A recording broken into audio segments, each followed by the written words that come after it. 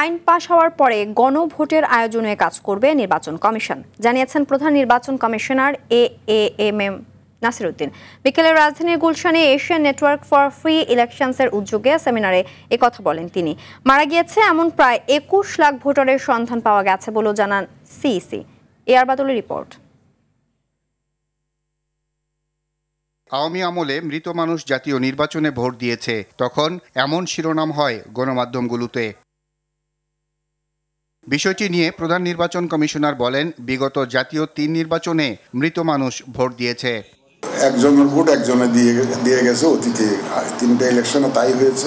আমরা তো প্রায় ২১ লক্ষ ভোটার মারা গেছে বহু আগে, কিন্তু তাদের নাম তো রয়ে গেছিল ভোটার লিস্টে, তো এগুলো আমরা ভেবেছি ওখান থেকেই বলা।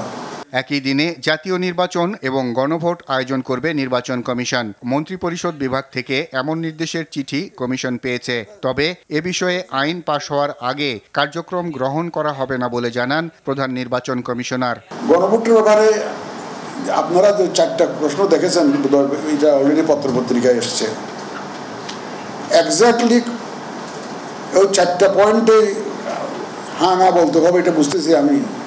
এটা আইনটা না হওয়া পর্যন্ত exactly what will be the language in the ballot, এটা আমি বলতে পারবো না। আই ক্যানট গ্যারান্টি যে আইনটা হলে আইনের মধ্যে বলা থাকবে এই জিনিসটা এটার মধ্যে হ্যাঁ না করতে হবে, এবং প্রসিডিউরটা বলা থাকবে।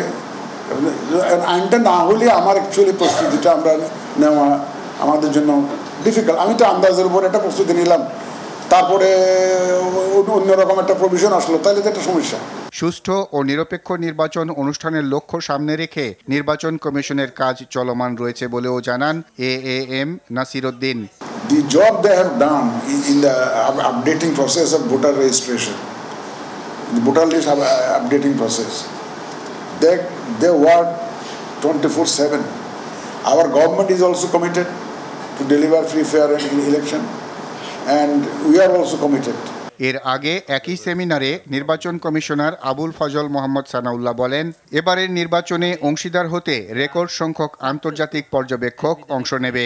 সামাজিক যোগাযোগ মাধ্যমে অপতৎপরতা ও কৃত্রিম বুদ্ধিমত্তা এআই এর অপব্যবহার ঠেকাতে নির্বাচন কমিশনের চ্যালেঞ্জ রয়েছে জানিয়ে তিনি বলেন, অপতথ্য এবং এআই এর অপব্যবহার ঠেকাতে নির্বাচন কমিশন কাজ করছে।